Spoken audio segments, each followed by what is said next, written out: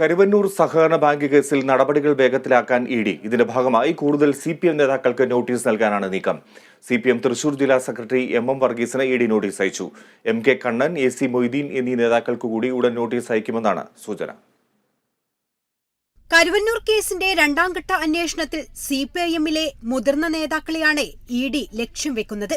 CPIM Thrissur ജില്ലാ secretary MM വർഗീസിന് notice അയച്ചതിനു പിന്നാലെ MK Kannan, AC Moideen എന്നീ നേതാക്കൾക്കും നോട്ടീസ് അയക്കാനാണ് നീക്കം. കേസിൽ സഹകരണ രജിസ്ട്രാർമാർക്കും പങ്കുണ്ടെന്നാണ് ഇഡിയുടെ വാദം. 10 വർഷത്തെ ഓഡിറ്റ് വിവരം മറച്ചുവെച്ചത് രജിസ്ട്രാർമാരാണെന്നാണ് ഇഡി ചൂണ്ടിക്കാണിക്കുന്നത്. ഈ കാലയളവിൽ ചുമതല വഹിച്ചവരെ പ്രതികളാക്കാനും നീക്കമുണ്ട്. എന്നാൽ ഇഡിയുടെ നീക്കം രാഷ്ട്രീയ പ്രേരിതമാണെന്നായിരുന്നു MK കണ്ണന്റെ പ്രതികരണം. ചോദ്യം ചെയ്തു, എന്റെ എല്ലാ രേഖകളും കടലാസുകളും ഞാൻ കൊടുത്തിട്ടുണ്ട്. അതിലെന്തെങ്കിലും ക്ലാരിഫിക്കേഷൻ വേണമെന്ന് അവരെന്നോട് ഇതുവരെ ആവശ്യപ്പെട്ടിട്ടില്ല. നോട്ടീസ് തന്നെ രാഷ്ട്രീയം വേറെ ഒന്നും ഇതിന് പിന്നിലില്ല. അങ്ങനെ രാഷ്ട്രീയമായിട്ട് നമുക്ക് നോക്കാം.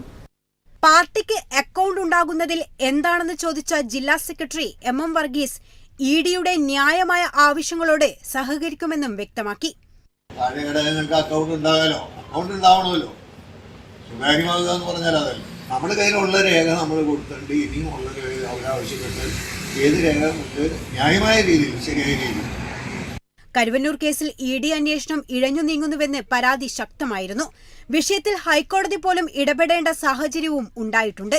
ഒടുവിൽ തെരഞ്ഞെടുപ്പ് പടിവാതിക്കൽ എത്തിയതോടെ ഇത്രയും നാൾ ഇഴഞ്ഞു നീങ്ങിയ അന്വേഷണം വേഗത്തിലാക്കുകയാണ് Enforcement Directorate. Kerala Vision News, Kochi.